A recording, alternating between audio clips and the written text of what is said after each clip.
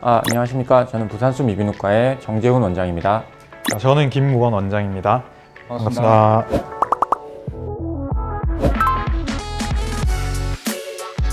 수술하고 나서 수술 부위에 수술이 덜 됐다라고 판단이 돼도 재수술을 해서 기도를 더 확장하는 방법도 있고요. 그 전에 수술하지 않았던 부분, 그 부분에 대해서 기도를 다른 부분으로 확장하는 방법, 이 두 가지의 재수술 방법이 있다고 생각하시면 되겠습니다.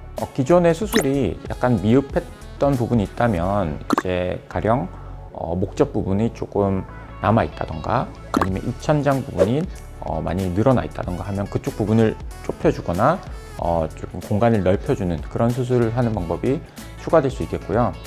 그리고 이제 그 전에 하지 않았던 수술들, 예를 들면 턱 부분을 앞으로 전진시켜 준다던가 아니면 설골 부분을 상방으로 전이시켜 준다던가 이런 방법들의 추가적인 수술을 행해 볼 수 있겠습니다. 수술 외적으로는 수술 부위가 다 괜찮다고 판단이 될 경우에는 점막이 붓거나 아니면은 거기 밑에 지방이 차거나 해서 재발하는 경우가 있거든요. 그런 경우에는 우리가 일반적으로는 이제 양압기 치료를 하게 됩니다. 양압기라는 거는 압력을 밀어 넣어주는 기계를 코나 입이나 아니면 얼굴에 끼고 이제 주무시는 거거든요. 수술 치료를 이미 한번 하신 경우에는 교정할 부분이 없으면은 양압기 치료를 다시 권유드리는 편입니다.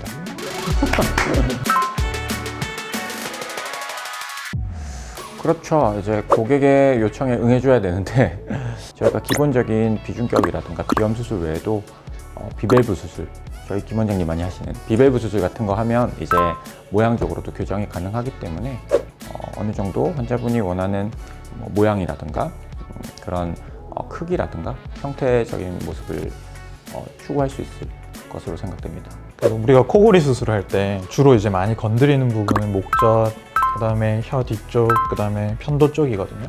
그 부분이 다 열린다 해도 코가 막혀 있으면 또 코골이가 생길 수 있기 때문에 코 비중격을 열어주고 코의 길을 열어주는 데 있어서 비밸브라는 공간이 있습니다. 그래서 코 위쪽에 이제 여기 좁아져 있는 이 공간을 좀 넓혀주면 또 숨 쉬는 게 좋아지고 코골이가 좋아지는 경우가 있거든요.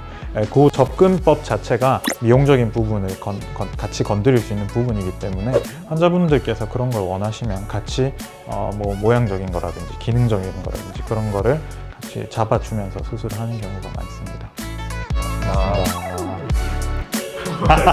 죄송합니다. 주로 이제 다시 조금씩 나아지고 있는 것 같은데